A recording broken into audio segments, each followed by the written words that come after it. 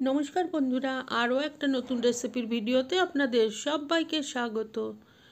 সামনেই আসছে Christmas, December মাস পড়ে গেছে। আর এই সময়ে আমরা বাঙালিরা ঘরে সবাই কেক বানিয়ে থাকি। আর তার মধ্যে আবার এখন কমলা লেবুরও সময়, বাজারে খুব ভালো কমলা লেবু পাওয়া যাচ্ছে।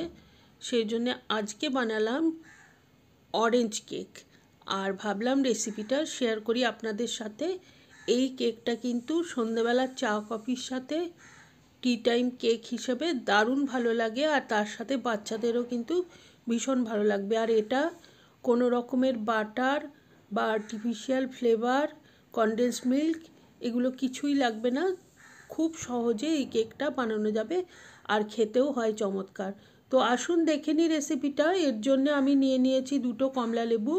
আর প্রথমে এর ওপরের যে চকচকে খোসাটা সেইটা গ্রেট করে নেব, কিন্তু একটু দেখে নিতে হবে যেন ভেতরের সাদা অংশটা চলে না আসে, সেক্ষেত্রে কিন্তু কেকটা তেতো হয়ে যাবে। এই দেখুন, একদম ওপরের যে চকচকে কমলা অংশটা সেটাই নিয়ে নিতে হবে, ভেতরের অংশটা একদমই নেওয়া যাবে না। তো আমি হালকা হাতে কমলা লেবুর খোসাটা গ্রেট করে নিচ্ছি। তো 2টো কমলা লেবু আমি এখানে নিয়েছি, আর খোসাটা আমি পুরোটাই গ্রেট করে নিয়েছি যতটা সম্ভব। একটা ছোট মেজারিং কাপ নিয়েছি, আর এর মধ্যে এটা 15 ml মানে 15 ml পর্যন্ত হয়েছে। তো আমি ওটাকে রেখে দিলাম, আর এখন লেবুটাকে অর্ধেক করে নিয়ে রসটা বের করে নিচ্ছি। এর জুসার থাকলে খুব ভালো হয়, কিন্তু আমি এখন জুসারটা খুঁজে পেলাম না, হাতে করেই রসটা বের করে নিচ্ছি। আর 2টো লেবুর রস আমি এইভাবে বের করে নিয়েছি, আর এরপরে ছেঁকে বীজগুলো বাদ দিয়ে দেবো। 2টো এরকম অ্যালুমিনিয়াম ফয়েলের টিন নিয়েছি। এইগুলোতে কেক বানাতে খুব সুবিধে হয়, কেননা সেইভাবে কিন্তু বাটার পেপার দিতে হয় না, আর খুব সহজ হয় কেকটা ডিমোল্ড করা। আর ওটিজি বা গ্যাসের চুলা সবেতেই এটা কেক বানানো যায়। তো আমি প্রথমে একটুখানি তেল ব্রাশ করে নিয়েছি, আর তারপরে একটুখানি ময়দা ডাস্ট করে নিচ্ছি, তাতে করে কেকটা খুব সুন্দরভাবে এই টিনের থেকে বেরিয়ে যাবে। তো আমার এই কেক টিনগুলো রেডি হয়ে গেছে, এটাকে আমি রেখে দিচ্ছি। আর এখন একটা বাটিতে 1 কাপ ময়দা নিচ্ছি, দিয়ে এটাকে চেলে নেব।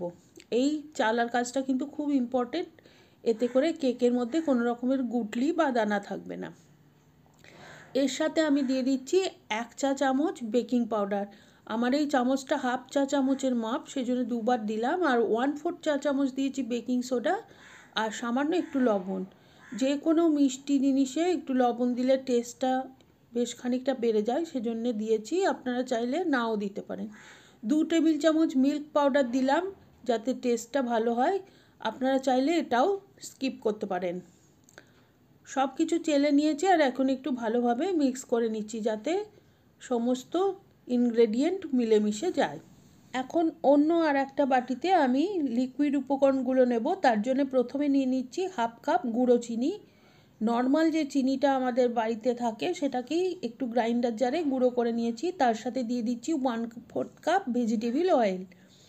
এই তেলটা আপনারা যে কোনো সাদা তেল দিতে পারবেন, শুধুমাত্র দেখতে হবে যেন তেলের মধ্যে কোনো রকমের গন্ধ না থাকে।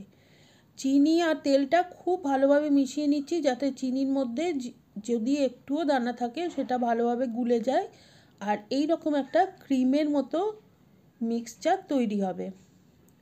তো এটাকে আপনারা চাইলে যে কোনো ব্লেন্ডারে একবার ঘুরিয়ে নিতে পারেন। আর লেবুর রস যেটা বের করে রেখেছিলাম সেটা আমি ছেঁকে নিয়েছি, যাতে বীজগুলো বেরিয়ে যায়। আর এখন সেটা দিয়ে দিচ্ছি। মোটামুটি 1/2 কাপের মতো রস হয়েছে লেবুর, 2টো লেবুর থেকে। সব কিছু মিশিয়ে নিলাম। লিকুইড উপকরণ একদমই রেডি আমার। এখন এর মধ্যে আমি শুকনো উপকরণগুলো অল্প অল্প করে ঢালতে থাকবো। একেবারে কিন্তু সমস্তটা দিয়ে দেওয়া যাবে না, তাতে করে ভালোভাবে মিশবে না, গুটলি পাকিয়ে যাওয়ার চান্স আছে। তো অল্প অল্প করে দেব শুকনো উপকরণ, আর মেলাতে থাকবো। এই রকম করে 2-3 বারে আমি সমস্ত শুকনো উপকরণ এই তরল উপকরণের সাথে মিলিয়ে নিয়েছি। আর চামচটা দেখবেন যেন একই দিকে ঘোরে। আমি এখানে ক্লকওয়াইজ ডিরেকশানে ঘুরিয়ে নিচ্ছি, তা না হলে কিন্তু সমস্ত বাতাস বেরিয়ে যাবে আর কেকটা একদমই ফুলবে না। তো খুব বেশি জোরে কিছু করা যাবে না, হালকা হাতে অল্প অল্প করে মিশিয়ে নিতে হবে। আর এখন আমি যে কমলালেবুর খোসাটা গ্রেট করে রেখেছিলাম সেটা দিয়ে দিলাম আর সেটাকেও মিশিয়ে নিচ্ছি। আর মিশে গেছে, সমস্তই ঠিক আছে, কিন্তু মিশ্রণটা বেশ খানিকটা টাইট মনে হচ্ছে, সেজন্য আমি দিয়ে দেব একটুখানি লিকুইড মিল্ক। এই দুধটা আমি আগেই জাল করে ঠান্ডা করে রেখেছি, এখন ঈষদুষ্ণ গরম আছে, খুব সামান্যই গরম। আমি এখানে অল্প অল্প করে দুধ দেব আর মিলিয়ে নেব। এই রকম করে মোটামুটি 1/4 কাপ মতো দুধ আমি এখানে দিয়েছি। আপনারা যখন এই মিক্সচারটা বানাবেন তখন একটু দেখে নেবেন, কম বেশি 1/4 কাপ দুধ এখানে লাগবে। আর মিশ্রণ এখন আমার একদম তৈরি হয়ে গেছে। আমি এই পর্যায়ে দিয়ে দিচ্ছি 5-6 ফোঁটা অরেঞ্জ ফুড কালার। এটা কিন্তু সম্পূর্ণই অপশনাল, আপনি দিতে না চাইলে স্কিপ করবেন, অনায়াসেই, কোনো টেস্টে তফাৎ কিছু হবে না, কেবল দেখতে যাতে একটু সুন্দর হয় সেই জন্য আমি এই ফুড কালারটা এখানে মিক্স করলাম। আর মিক্সচার আমার রেডি হয়ে গেছে। এখন আমি যে কেক টেন্ডুরটা তৈরি করে রেখেছিলাম তার মধ্যে অর্ধেক অর্ধেক করে মিক্সচারটা ঢেলে নেব। আর একদমই অর্ধেকের বেশি ভর্তি করা যাবে না টিনটা, কেননা কেকটা ফুলে উঠে সেক্ষেত্রে বাইরে পড়বে, কেকের ব্যাটারটাও নষ্ট, আর যেখানে পড়বে সেই জায়গাটাও নোংরা হয়ে যাবে। তো অর্ধেক করে ভর্তি করে নিয়েছি আমি, দেখুন। আর এখন ওপরে আমি একটুখানি চকলেট চিপস দিয়ে সাজিয়ে দিচ্ছি।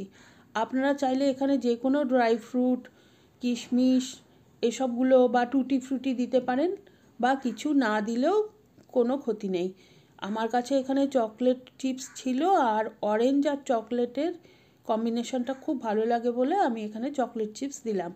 আর কেক টিন রেডি হয়ে গেছে, আর আমি 180 ডিগ্রিতে ওভেন প্রি হিট করতে দিয়েছি। তো আমি এখানে এখন 35 থেকে 40 মিনিট বেক করে নেব। এখন যে ছবিটা দেখছেন এটা 35 মিনিট বেক হওয়ার পরে, আর আমি তারপরে ওভেনটা অফ করে বার করে নিয়েছি কেকগুলো। আর একটা কাঠির সাহায্যে দেখছি, দেখুন একদমই ক্লিন বেরিয়ে আসছে কেকের থেকে কাঠিটা, বোঝাই যাচ্ছে কেকটা একদমই তৈরি হয়ে গেছে।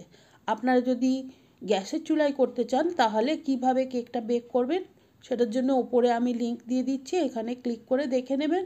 কেকটা একটু ঠান্ডা হয়ে গেলে কেটে পরিবেশন করুন আর সবার সাথে এনজয় করুন এই দারুণ সফট কেক। অবশ্যই বাড়িতে ট্রাই করবেন, কমেন্ট করে জানাবেন কেমন লাগলো, আর রেসিপি ভালো লাগলে please like, share and subscribe my channel.